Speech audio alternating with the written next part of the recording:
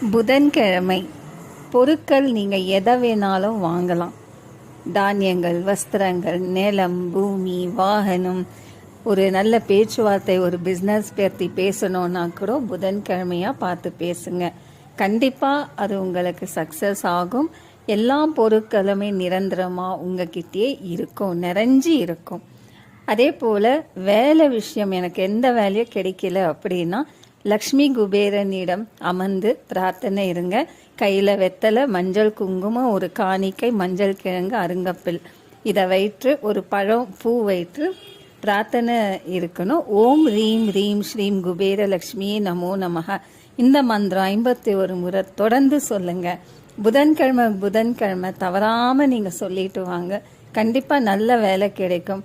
அந்த வெத்தலை அப்படியே உங்கள் பர்ஸில் வச்சுக்கோங்க. பிரார்த்தனை செஞ்சுட்டு திருப்பியும் அடுத்த வாரம் மாற்றுங்க.